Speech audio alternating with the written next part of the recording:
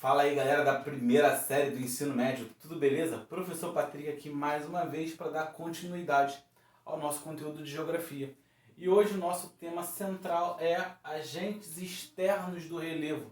Então é uma continuação, né, daquela parte que a gente falava, né, de agentes internos. Agora falaremos dos agentes externos do relevo. E esse tema está aqui no capítulo 7 de Geografia 1. Beleza? Capítulo 7, Geografia 1. Eu aproveito esse momento para reforçar aquela dica que eu falei lá atrás, quando eu fiz a primeira gravação. Pega a sua apostila, beleza? Pega ela, coloca na sua frente, abra no capítulo que está sendo trabalhado, que é o capítulo 7 de Geografia 1. E para que você vai fazer isso? Para poder fazer ali suas anotações, tá? Marcar o que for necessário, beleza? Vai anotando suas possíveis dúvidas. Se você não entendeu alguma coisa, pausa o vídeo, volta, tá, na explicação. Assista quantas vezes você achar necessário. A ideia é que você consiga sanar suas dúvidas e que você tenha um aprendizado de qualidade apesar desse distanciamento. Beleza? Vamos lá então. Hoje falaremos dos agentes externos do relevo. Aqui, galera, ó, agentes externos podem ser chamados também de agentes exógenos, ok? Então, no lugar de externo, você poderia ter escrito a palavra exógeno, agente exógeno do relevo, tá? São os agentes externos e eles são considerados os modeladores do relevo. Lembra que eu falei das forças internas lá atrás, né? Do vulcanismo, do tectonismo, né? Dos abalos sísmicos? Esses são agentes que formam o relevo. Aqui eu estou falando dos modeladores do relevo. Eles vão pegar um relevo já formado, tá? Por um agente interno e vão modelar esse relevo. Beleza? Então aqui eu vou ter um agente que é chamado de modelador de relevo. Beleza? E são eles, olha lá, intemperismo, estou falando da erosão, ok? Então, começando com intemperismo. Olha lá, acompanha junto comigo. Intemperismo é a desagregação dos materiais das rochas por agentes químicos, físicos e biológicos. Então, eu tenho uma rocha e ela vai passar por um processo de desagregação de parte do seu material. E quais são os eventos que vão ocorrer, né? Quais são os elementos que vão promover isso? Tá? Olha lá, agentes químicos, físicos e biológicos. Agentes químicos vão predominar em áreas de climas úmidos. Eu estou falando de quê? Da umidade que vai encharcar uma rocha e vai fazer com que seus componentes, né, se modifiquem, fazendo com que parte dela possa, inclusive, talvez se desprender, beleza? Inclusive, esse agente aqui, ele é muito ajudado, tá, pela erosão pluvial, que é a erosão a partir da chuva. Então, uma rocha que está encharcada, né, de água, tá extremamente úmida, ela vai tendo parte do seu material desagregado. Isso é intemperismo químico. E olha só, vai predominar em áreas de clima úmido. Beleza? Então esse tipo de intemperismo aqui você não vai ter numa área de clima mais seco, porque depende muito da umidade para que ele aconteça. Beleza?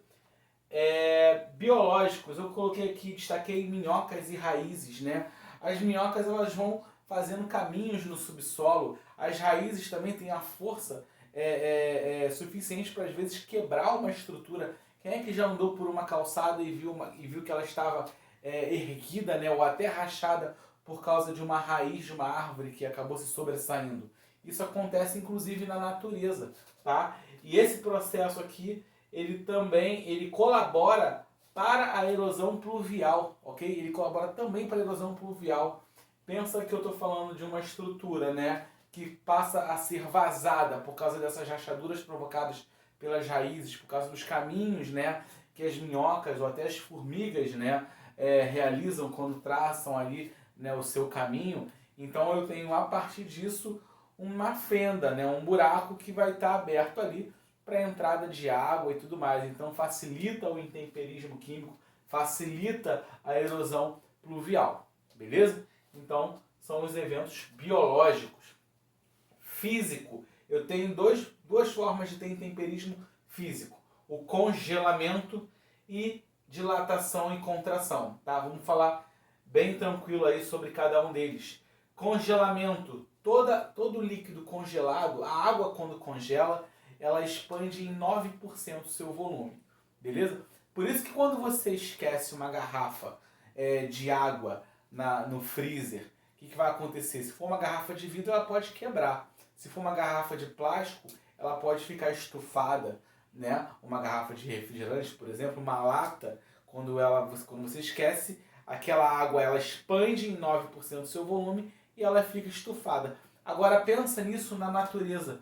Uma rocha que está encharcada de água, que já está passando por um processo ali de intemperismo químico, ocorre então uma queda brusca de temperatura, fazendo com que essa água que está encharcando essa rocha congele. Quando ela congela, ela expande em 9% do seu volume. A partir do momento em que ela promove, né, em que ela tem essa expansão do seu volume, ela pode provocar o quê? O desprendimento de parte de material daquela rocha. Ela pode quebrar aquela rocha. Então, você tem aí o intemperismo físico a partir do congelamento, ok? E ainda no intemperismo físico a gente tem também aqui, ó, dilatação e contração. O que diz a dilatação e a contração? Quando você tem um material rochoso exposto a muito calor, ele vai se dilatar. Tem uma tendência a se dilatar, ou seja, expandir. Não é uma expansão que você consegue perceber, né, a olho nu. É uma dilatação, é uma expansão muito tímida, mas ainda assim é uma dilatação. E à noite, né, quando as temperaturas caem, você tem um processo de contração. Ele diminui. Também o mesmo esquema, não é uma diminuição que você vai perceber, né, nitidamente. É uma diminuição muito tímida e é o suficiente para fazer com que ela possa vir a se quebrar, ter parte do seu material desprendido, beleza? Quando a gente está em casa durante a noite, né, agora saindo desse campo, né, da rocha, quando a gente está em casa durante a noite e houve, por exemplo, um estalo de um móvel, às vezes a gente costuma achar até que é fantasma, tá? Na verdade, ocorreu durante o dia, né, de calor intenso, o processo de dilatação, né, de um determinado móvel da tua casa. E à noite, quando você tem as temperaturas caindo, ocorre a contração. Então ele acaba tendo esses estalos, tá? Isso acontece na nossa casa. Agora imagina numa rocha que está exposta, né, na natureza. Então ali com o sol agindo diretamente, aquele calor intenso faz com que ela fique dilatada. E durante a noite as temperaturas caem, ela se contrai, promovendo então a possibilidade de uma quebra dessa rocha, desprendimento de parte do seu material. E olha só, processo mais significativo, ou seja, mais contundente, acontece mais em áreas de climas áridos e semiáridos. Por que nessas áreas acontece mais esse processo? Porque a amplitude térmica nessas áreas é muito grande. Ou seja, a diferença entre temperaturas durante o dia e a noite é muito grande. Eu tenho geralmente dias muito quentes e noites frias. Logo, essa amplitude térmica intensa, né, grande, ou seja, uma diferença grande entre a temperatura durante o dia e durante a noite, faz com que esse processo aqui aconteça com mais facilidade nessas áreas, beleza? Então, o processo de dilatação e contração vai ser muito mais comum em áreas de climas áridos e semiáridos. Tranquilo isso? E dando continuidade aos agentes externos, a gente também tem a erosão, tá? Erosão basicamente vai tratar disso daqui, ó. Desgaste, transporte e deposição. Então, primeiramente eu vou ter um material sendo desgastado, uma rocha passando por um processo erosivo, parte desse material vai ser desgastado, vai ser desprendido dali pelo processo erosivo, ok? Então primeiro vem o desgaste, depois vem o transporte. O transporte geralmente vai ser feito pelo mesmo processo que levou à erosão. Por exemplo, a chuva, ela vai bater numa rocha, né? Ela vai desprender material dela e ela mesma vai ter a capacidade de carregar aquele material para outra área, tá? Então, após esse transporte, vai ocorrer a deposição. Esse material vai ser depositado em outra área, tá? Ou seja, uma área de acúmulo de sedimentos. Beleza? Então, desgaste, transporte e deposição. Ok? E falando de cada um deles, basicamente, pluvial, olha lá. Pluvial é da chuva, tá? Aquele velho ditado, né, da água mole, pedra dura, tanto bate até que fura, porque a água, apesar de ser um material, né, que não tem a rigidez de uma rocha, ela com o tempo, né, agindo ali, batendo naquela rocha, ela vai promover a erosão daquela rocha. Ela tem uma capacidade erosiva e é até grande, beleza? Uma capacidade erosiva interessante. Fluvial, a força da água do rio, né, promovendo erosão por onde ela está passando, tá? Nas bordas e tudo mais, beleza? Eólica, eu estou falando da força do vento, tá? A força do vento ela não tem uma capacidade erosiva tão grande, mas ainda assim existe ali uma capacidade erosiva, beleza? Glacial, estou falando do gelo. Lembra que eu falei aqui de intemperismo? Que eu falei da expansão de 9% do volume da água quando ela congela? Agora imagina isso num lago, né? Lá na Noruega, quando esse lago vai congelar, ele vai ter o que com a água acontecendo? A água vai expandir em 9% do seu volume. Então, quando ela expande em 9% do seu volume, eu estou promovendo ali um processo erosivo a partir do gelo, beleza? A partir da erosão glacial.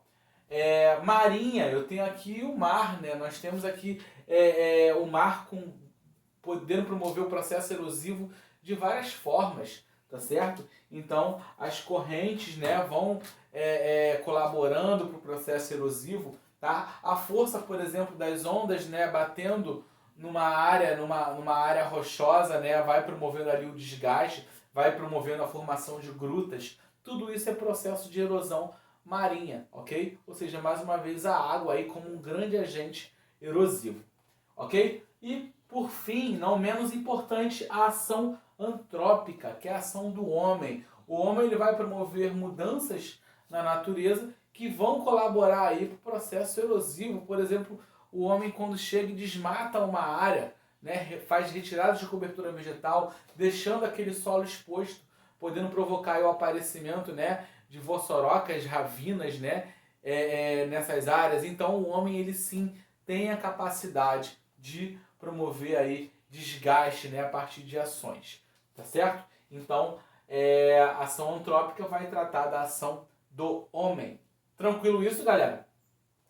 E dando prosseguimento, a gente vai falar agora da formação dos solos. Como é que ele vai se formar? Um solo basicamente se forma a partir da desagregação e decomposição das rochas, fazendo com que tudo seja compactado aqui. E o que é interessante que eu quero que vocês percebam aqui é o seguinte: quanto mais profundo, menos matéria orgânica. Quanto mais próximo à superfície, mais matéria orgânica. Beleza? Aqui embaixo eu vou ter a rocha matriz, que é a rocha que vai dar mais sustentabilidade a essa estrutura, né? Aqui eu vou ter material, basicamente elementos minerais, você não vai ter aqui matéria orgânica, tá? Você vai ter uma rocha bem sólida, bem rígida, que dá sustentabilidade a toda essa estrutura, e conforme você vai subindo, você vai tendo aí esse nível de rigidez diminuindo, e chega um momento onde você vai ter mais matéria orgânica, né? Quanto mais próximo à superfície, mais matéria orgânica. Quanto mais profundamente, menos matéria orgânica e mais elementos minerais, beleza? E dando prosseguimento, a gente fala agora de lixiviação e laterização, tá? Primeiramente, lixiviação trata da lavagem do solo, tá? Como assim a lavagem do solo? Eu estou falando da retirada de nutrientes. Isso vai acontecer em áreas que chovem muito. Onde é que chove de maneira abundante e regular aqui no Brasil? Na área de clima equatorial que nós temos, onde fica lá a Amazônia, beleza? Ali eu tenho chuvas abundantes e regulares. Mas calma aí, professor, estou falando da floresta amazônica. Você me afirma que aquele solo é pobre? Sim, aquele solo ele vai ser pobre por causa das chuvas intensas, tá certo? Então aquele solo vai ter nutriente suficiente para alimentar a própria natureza da Amazônia. Porém, é um solo pobre. Por isso o problema do desmatamento na Amazônia. Porque quando você desmata para você plantar novamente, é muito complicado, porque eu estou falando de um solo que é pobre de fato, beleza? Então o processo de lixiviação que acontece lá, tá? Que acaba sendo um processo natural devido à grande quantidade de chuvas, faz com que eu tenha, né, um processo de retirada de nutrientes, tá? O que prejudica o solo, o que promove aí o processo de lixiviação, beleza? E E para fechar também temos o processo de laterização. Quando a gente fala de laterização, também estamos falando de um processo de retirada grande de nutrientes, tá? E nesse caso aqui, a gente tem uma formação de uma crosta, né, de uma carapaça ferruginosa, né, naquele solo chamado laterita, beleza? Lá, carapaça ferruginosa chamada laterita, beleza? E isso vai fazer com que esse solo fique mais ácido, beleza? A gente tem um exemplo aqui no Brasil, no Cerrado, né, o solo laterítico do Cerrado. Tranquilo isso, galera? Então, mais uma vez, estamos concluindo o capítulo 7 hoje.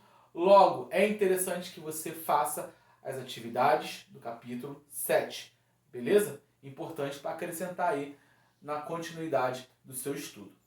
Tranquilo, galera? Um abraço, até a próxima.